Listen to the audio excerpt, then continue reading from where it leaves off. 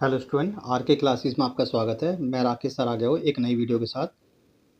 Class 9th का अर्थशास्त्र का ये चैप्टर है सेकंड। इससे पहले हमने पहला चैप्टर देख लिया है और इस वीडियो के अंदर हम सेकंड चैप्टर देखेंगे। संसाधन के रूप में लोग। तो संसाधन किसे कहते हैं? संसाधन वे होते हैं जो हमें प्रकृति से प्राप्त होते हैं। तो यहाँ पर हम देखेंगे संसाधन के रूप में लोगों को कैसे परिभाषित करा गया, मतलब कैसे बताया गया कि संसाधन के रूप में लोग कैसे होते हैं। तो सबसे पहले हम देखेंगे मानव पूंजी किसे कहते हैं। मानव पूंजी का मतलब होता है कि वह व्यक्ति जो किसी कार्य को करने में कुशल होता है, जैसे डॉक्टर हो गया, इंजीनियर होगा, टीचर होगा, वो सारे मानव पूंजी कहलाते हैं। ठीक है। इससे पहले वाले चैप्टर के अंदर हमने पढ़ा है कि हरित क्रांति किसे कहते हैं, what is the green revolution. तो मैंने क्या बताया था कि खाद्यान्न के उत्पादन में वृद्धि को हरित क्रांति कहते हैं। तो ये हम प्रीवियस ईयर वीडियो के अंदर पढ़ चुके हैं। ठीक है। तो जो भी जिन्होंने भी प्रीवियस ईयर वीडियो नहीं देखी है तो एक बार उसको देख लें। चलो आगे बढ़ते हैं। आज हम देखेंगे सकल राष्ट्रीय उत्पाद क्या होती है। तो सकल राष्ट्रीय उत्पाद का मतलब होता है देश की घरेलू सीमा के अंतर्गत जितना भी उत्पादन किया जाता है तो उसको सकल राष्ट्रीय उत्पाद कहा जाता है। अब आता मानव संसाधन क्या होता है। मानव संसाधन का मतलब होता है कि मनुष्य द्वारा बनाई गई चीज़ें जो होती है वो सारे मानव संसाधन कहलाती है। समझ गए? तो आगे बढ़ते हैं। मानव पूंजी में निवेश, शिक्षा, स्वास्थ्य, ये सब सारे क्या है, ये मानव संसाधन के रूप ही है। मानव संसाधन मतलब मनुष्य ने जो जो चीज़ें बनाई हैं वो सब किस लिए बनाई है? अपने लिए बनाई है, अपने लाभ के लिए बनाई है। ठीक है। जैसे डॉक्टर हो गया, इंजीनियर हो गया, ये सब क्या कहलाते हैं? मानव संसाधन कहलाते हैं। समझ गए? अब देखो यहाँ पर हम देखेंगे शकील की कहानी। दो मित्र विलास और शकील एक ही गांव, ठीक है, सैमापुर में रहते हैं। शकील की आयु 12 वर्ष की है और उसकी माँ शीला घर का कामकाज करती है। उसके पिता जो हैं वो बूटा चौधरी खेत में काम करते हैं। शकील घर के काम काज में अपनी माँ की मदद करता है और वह अपने छोटे भाई जीतू और बहन सीतू की भी देखरेख करता है। उसके चाचा श्याम ने मैट्रिक की परीक्षा पास करी है, लेकिन वह घर में व्यापार मतलब बेकार ही बैठा था क्योंकि उसे कोई नौकरी नहीं मिली थी। बूटा और शीला चाहते हैं कि उसका बेटा शकील पढ़ लिख जाए और वे उस गांव के स्कूल में अपना नाम लिखवा ले, जिससे उसमें उसे मतलब प्रवेश प्राप्त कर सके। उसने पढ़ना शुरू किया और उच्चतम माध्यमिक की परीक्षा पास कर ली। उसके पिता ने उसे अपनी पढ़ाई जारी रखने के लिए राजी कर लिया। उसने शकील के लिए कंप्यूटर के व्यावसायिक कोर्स में भी अध्ययन में एडमिशन करा दिया, कर्जा वगैरह लेकर। शकील क्या था? एक प्रतिभाशाली था और आरंभ में ही पढ़ाई में उसकी रुचि थी। उसने बड़े लगन और उत्साह के साथ अपना कोर्स पूरा करा और कुछ समय के पश्चात उसे एक प्राइवेट फर्म में नौकरी मिल गई। उसने उसे एक नए प्रकार के सॉफ्टवेयर को डिज़ाइन किया। इस सॉफ्टवेयर से फर्म की बिक्री बढ़ाने में मदद मिली और उसके बॉस ने उससे क्या करा? उसका प्रमोशन कर दिया। ठीक है। तो क्या होता है कभी कभी ना, एग्जामिनर बीच में से ऐसे पैसेज दे देगा या इसमें से पूछ लेगा क्वेश्चन। ठीक है। तो कर लेना शकील की कहानी।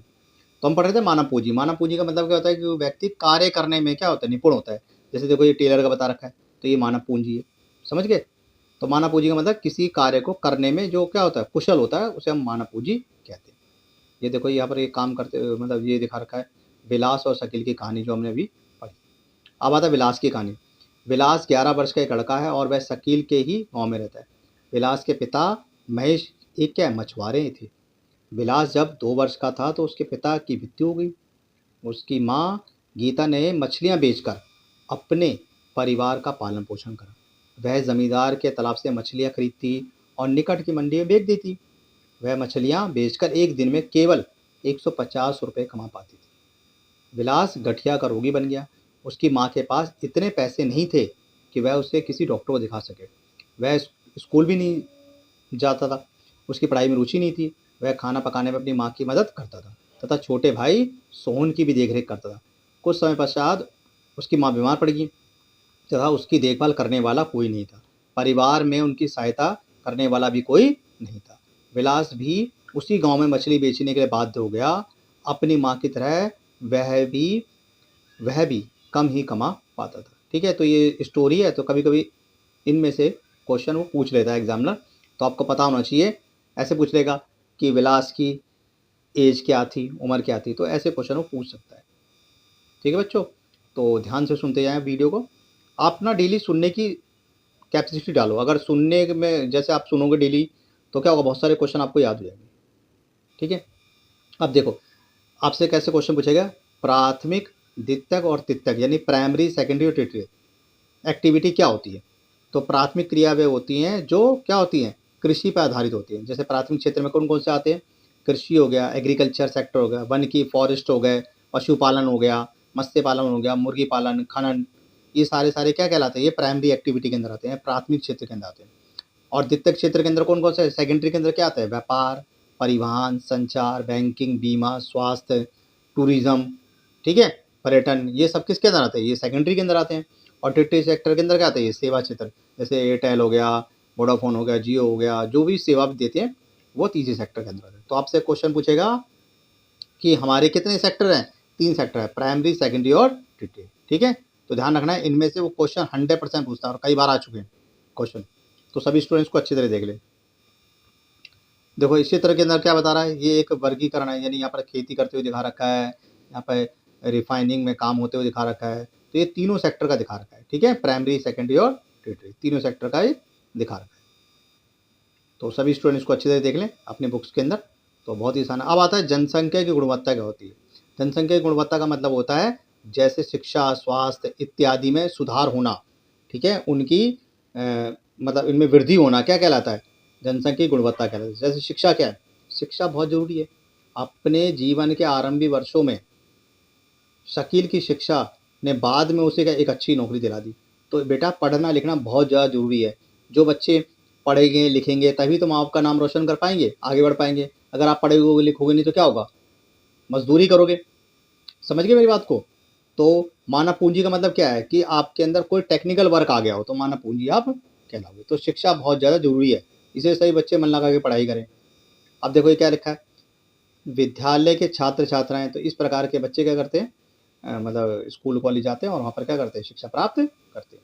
ये देखो ये व्यक्ति और पुरुष, ठीक है, दोनों का डाटा है। भारत की जनगणना महारजिस्टर एवं जनगणना आयुक्त द्वारा 2021 के अंदर गृह मंत्रालय द्वारा ये क्या है, जारी करा गया था। तो आपसे कभी कभी क्वेश्चन कॉम्पिटिशन एग्जामों के अंदर पूछता है कि इकोनॉमिक सर्वे ऑफ इंडिया कौन जारी करता है, गृह मंत्रालय जारी करता है। तो इस प्रकार से डाटा जारी किया जाता है जो एजुकेशन से रिलेटेड है, ठीक है। तो आपसे ये भी क्वेश्चन पूछता है कि भारत का ऐसा कौन सा राज्य है जहाँ पर सबसे ज़्यादा शिक्षा का स्तर ऊंचा है, तो वो राज्य है केरल।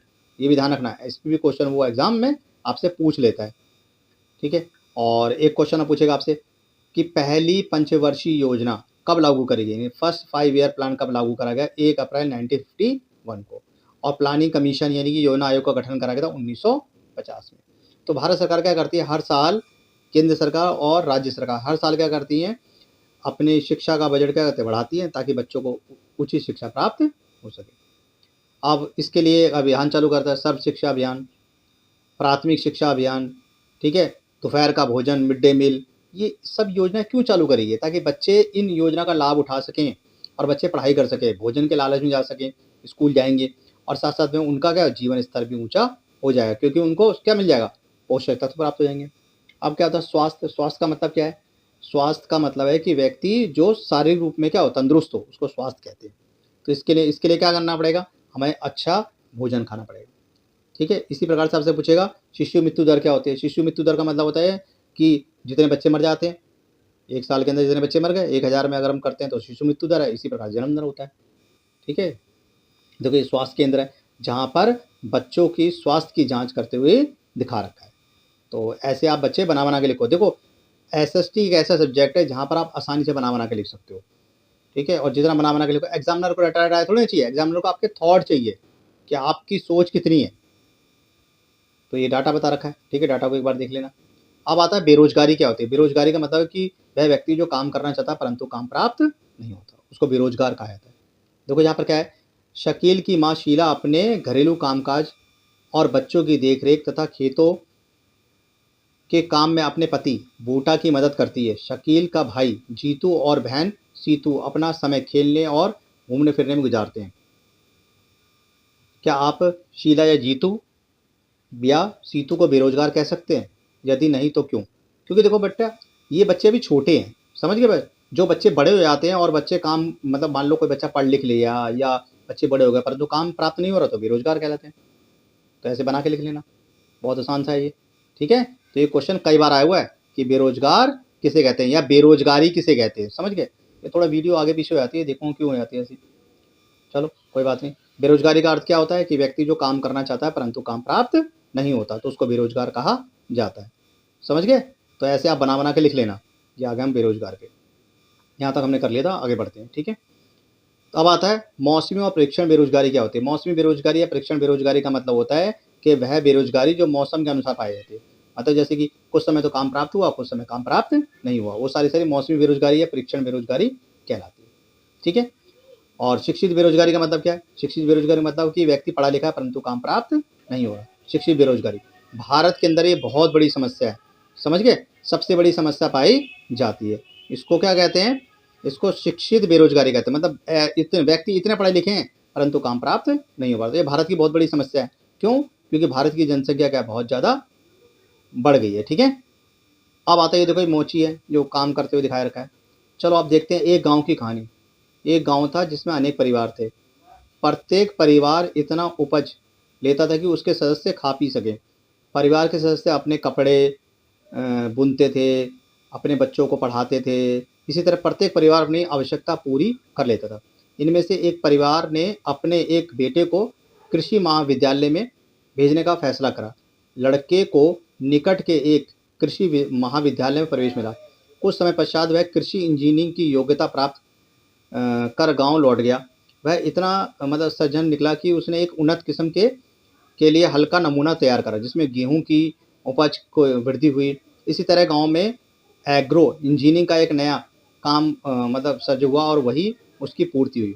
गांव के उस परिवार ने अपने अधिशेष फसल निकट के गांव में बेच दिए। उन्हें इससे अच्छा लाभ मिला और इससे उन्हें आपस में बांट लिया। इस सफलता से प्रेरित होकर कुछ समय पश्चात गांव के सभी परिवारों ने एक बैठक करी और अपने बच्चों के लिए बेहतर भविष्य चाहा। उन्होंने पंचायत से गांव में एक स्कूल खोलने का अनुरोध करा। उन्होंने पंचायत को विश्वास दिलाया कि वे सही बच्चों को स्कूल भेजेंगे। पंचायतों ने सरकार की मदद के लिए स्कूल खोल दिया। निकट के कस्बे से एक टीचर की नियुक्ति करा दी। इस गांव के सही बच्चे स्कूल जाने लगे। कुछ समय पश्चात गांव के एक परिवार ने अपनी लड़की को सिलाई का परीक्षण दिया, यानी ट्रेनिंग दी है। वह अब गांव के सभी लोगों के लिए कपड़े सिलने लगी क्योंकि अब सभी लोग अच्छे तरीके से क्या सिले कपड़े पहनना चाहते थे। इसी तरह दर्जी का एक नया काम वहाँ खुल गया। ठीक है, उनका एक और सकारात्मक प्रभाव पड़ा। किसानों का कपड़े खरीदने के लिए दूर जाने में लगने वाला समय बचने लग गया था। ठीक है, और इसी तरीके से क्या हुआ कि औपचारिक रूप से मतलब इस प्रकार से कई प्रकार के अवसर प्राप्त हुए होते हैं गांव के अंदर और धीरे धीरे लोग क्या करते हैं अपने काम के अंदर लगते रहते हैं। समझ गए बच्चों? तो इस चैप्टर के अंदर हमने क्या सीखा? इस चैप्टर के अंदर हमने ये सीखा कि किस तरीके से हम क्या कर सकते हैं, बेरोजगारी को दूर कर सकते हैं। भाई छोटे छोटे अगर हम काम धंधे करेंगे तो आगे जाके वो बड़े हो जाएंगे। समझ गए? और बेरोजगारी क्या होती है, परीक्षण बेरोजगारी क्या होती है, कृषि कार्य क्या है, प्राथमिक कार्य क्या होते हैं, द्वितीय कार्य क्या होते हैं, तो इस वीडियो के अंदर हमने पढ़ लिया। साथ साथ में हमने इसके अंदर हमने कुछ छोटी मोटी स्टोरी भी देखी है। समझ गए? तो आई होप आपको ये चैप्टर पसंद आ गया होगा, समझ में आया होगा। संसाधन क्या होते हैं ये हमने पढ़ लिया है। मानव पूंजी संसाधन ये भी हमने पढ़ लिया है। ठीक है, प्राथमिक क्षेत्र द्वितीय क्षेत्र बहुत ही इंपॉर्टेंट है, हर बार आता है। परीक्षण बेरोजगारी, मौसमी बेरोजगारी ये भी हमने पढ़ लिया है, ये भी हर बार आते हैं। तो देखो ओवरऑल हमने सारे क्वेश्चन कर लिए। तो बच्चों आप सब ना बनाना सीखो, कोई भी रटने की कोशिश ना करो। ठीक है, जो भी स्टूडेंट इस वीडियो को देख रहे हैं वो बस आप बार बार वीडियो को देखो। अगर आप बार बार वीडियो को देखोगे तो क्या होगा, आपको चीज़ें याद हो जाएंगी। समझ गए? कोई भी क्वेश्चन से याद करने की आपको जरूरत ही नहीं पड़ेगी। जैसे संसाधन क्या होता है, मानव पूंजी, मैंने सब वीडियो के अंदर समझा दिया। बार बार देखोगे ये चीज़ें याद हो जाएंगी, एग्जाम के अंदर लिख देना बना बना के बस। ठीक है, तो चलो मिलते हैं फिर एक नई वीडियो में। Bye bye.